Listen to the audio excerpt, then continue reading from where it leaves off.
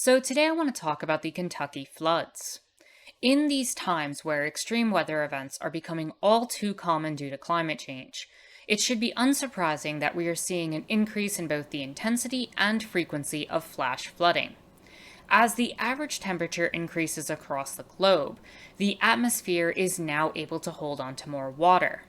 This means that when massive rainstorms occur, the effects of flooding will become exacerbated. Just recently in the United States, we've seen flash floods in Las Vegas, St. Louis, and eastern Kentucky. And as time goes on, we can expect these events to occur in areas that have rarely, if ever, seen these types of disasters, and thus are not really prepared for them or able to handle them. All of this said, today I want to focus on the flooding in Kentucky to provide a window both into the regional circumstances of eastern Kentucky and to show an example of how financial interests can actually silence the full context of climate change.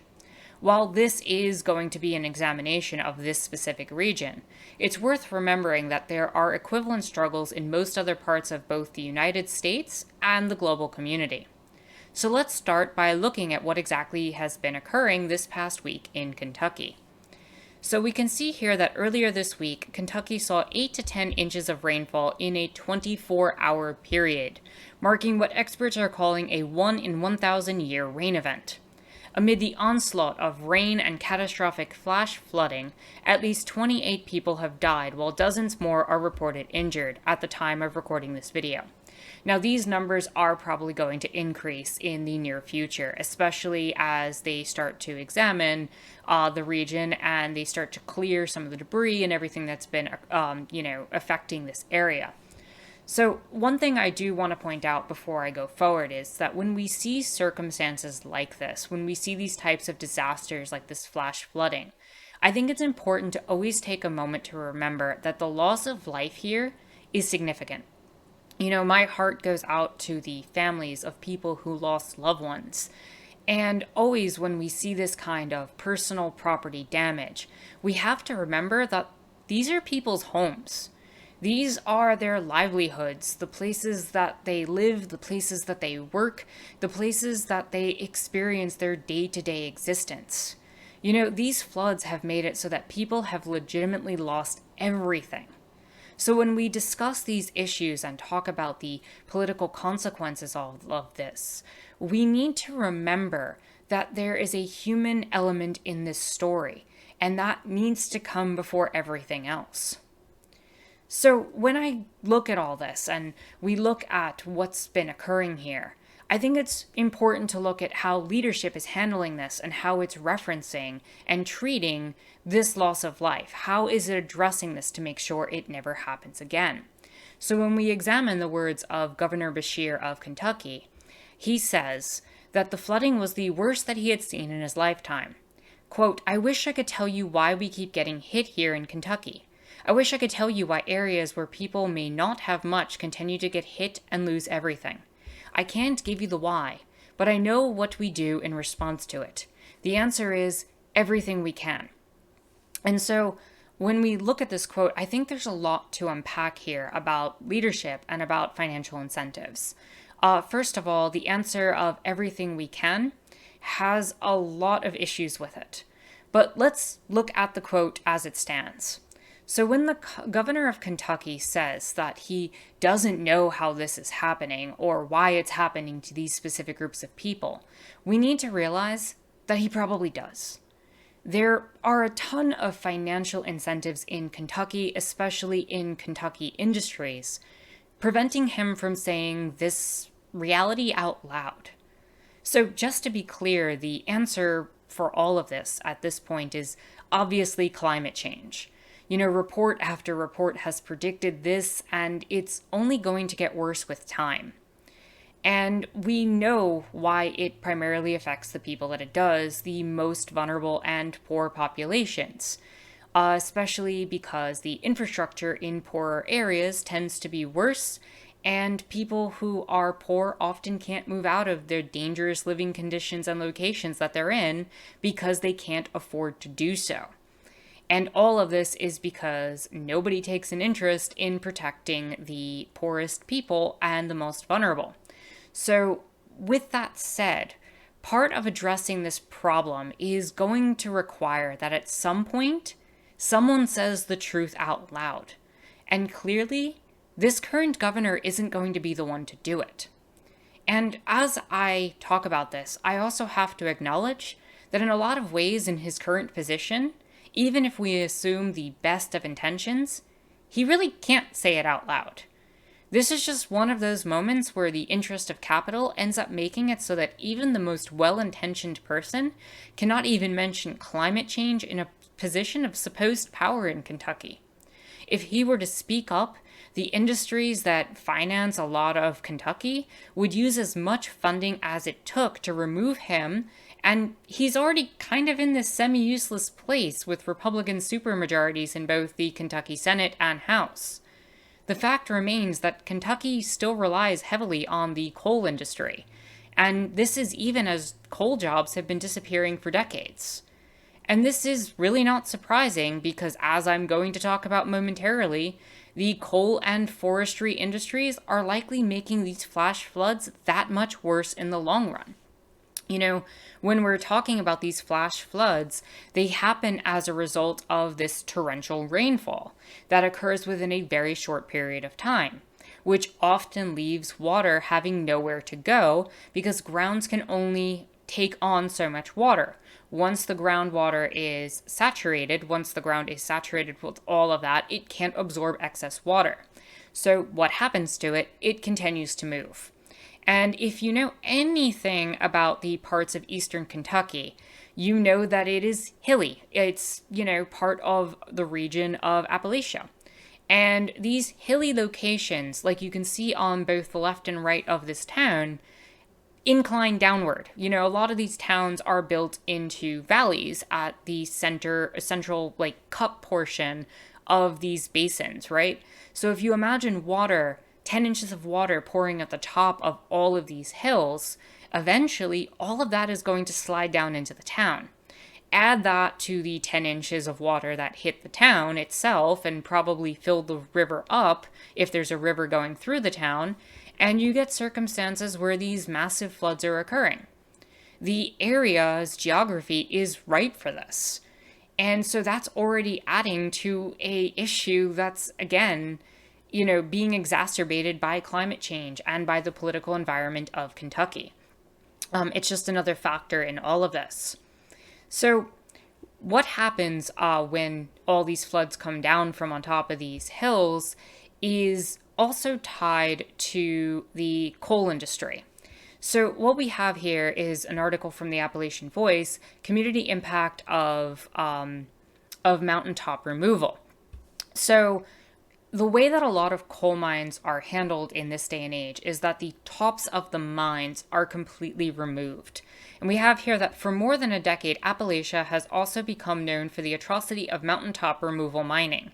The impacts of communities of blowing up mountains and dumping the rubble into streams are profound. It forces residents to contend with contaminated drinking water, increased flooding, dangerous coal slurry impoundments, and higher rates of cancer and other health issues. And we already know that in a lot of these places where there's mining, where there's industrial processing, there's always going to be poisoned drinking water. We've seen it pretty much in every area where that's happened, and the coal slurry from this region is no different. You have situations where certain rivers have made it so that hundreds of thousands of people have not been able to use their tap water for drinking, cooking, or bathing for extended periods of time. In some of these areas, it's almost never safe to drink some of the water. And boil water notices happen all the time. Meanwhile, blasting rocks can actually cause rocks like in Floyd County, Kentucky, where a house was damaged by a boulder.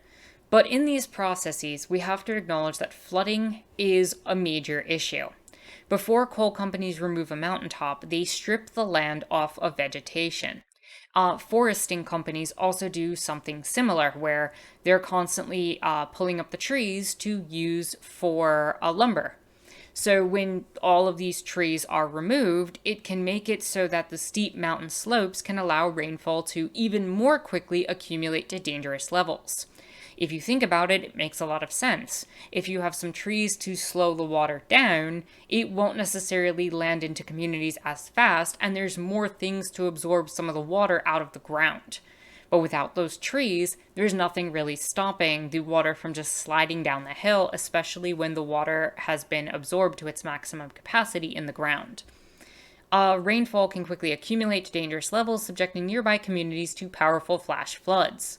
Some of the most devastating flash floods occurred in Mingo County in southern West Virginia in May 2009, when rising water levels forced residents from their homes and prompted then Governor Joe Manchin to declare a state of emergency. It was the 19th flood in 11 years to hit the county and the surrounding areas of southern West Virginia's coal fields. Meanwhile, coal sludge or slurry is the toxic byproduct of removing coal rock, and it contains dangerous heavy metals such as antimony, beryllium, cadmium, chlorine, chromium, cobalt, lead, manganese, nickel, selenium, arsenic, and mercury. And these are the chemicals that are spilling into water. Now, I also want to point out that if all of these chemicals are sliding down from the top of these hills, what do you think's happening when these massive rains come in and now you have an entire town that's flooded with the debris from the top of these mountains? What happens when the coal mines have basically slipped all this water into a flash flood into a town? Now you have all of these chemicals going through people's homes, and it's not a good look. It's really dangerous for people. A lot of people are going to get injured or sick even beyond the immediate deaths that occur from the original disaster. Another example is in 2000, an impoundment failed in Martin County, Kentucky, spilling more than 300 million gallons of sludge into tributaries of the Big Sandy River. The disaster, nearly 30 times larger than Exxon Valdez's spill, killed virtually all aquatic life for 70 miles downstream. At the time, the EPA had called it the worst environmental disaster east of the Mississippi. And so, yeah, this is also going to have an effect on wildlife, always. And so, when we really look at who's to blame for all this, it's the coal industry. The coal industry has maintained a tight grip on Appalachia for decades, going back to the union busting days, as it says here, often using violence. These companies have constantly fought against unionization and people unifying to fight back against what's going on. Voter suppression is often rampant in these areas to make sure that people like Mitch McConnell end up in office. And in recent years, coal companies have paid handsomely in campaign contributions to get and keep lawmakers on their side, who either turn a blind eye to community suffering or prevent environmental regulators from doing their jobs. So this is basically what we're seeing happen across Appalachia, and Eastern Kentucky is no exception. You get these cancer-causing chemicals that are spilling into the groundwater and poisoning people, and this rush of water is now in people's homes because of flash floods that are being exacerbated by climate change, which is, again, made worse by the coal industry that's causing all this. So the thing is that these floods cause loss of life, damage to people's home. They destroy public infrastructure, including in some places damaging already inadequate water systems that have already been tried and taxed by industries like the coal industry. These are the externalities and costs that are ignored by forestry and coal companies. When they remove large chunks of forests from the tops of mountains and they harvest resources in mass. Instead of being confronted with the death tolls, financial costs, and environmental damage that is basically causing a feedback loop of further climate change, they can afford to keep people in power who will keep things quiet and change the focus onto other things instead of their accountability. This is how both the capital and accumulation of wealth and state interests ensure climate denial continues to exist, even with someone who may have everybody's best interest at heart and actually want to try to create reforms and regulations that improve people's lives. So with that said, if you've enjoyed what you've watched here, I hope you'll consider liking the video, subscribing, and leaving a comment, as well as consider joining my Discord where we have conversations on topics like these. If you're in a financial place to do so, and only if you're in a financial place to do so, please do consider supporting me on Patreon, especially as political content like this can often be demonetized on YouTube. The links for everything that I've mentioned are in the description down below. And with that said, my name is Anarchist Tara. Thank you for watching.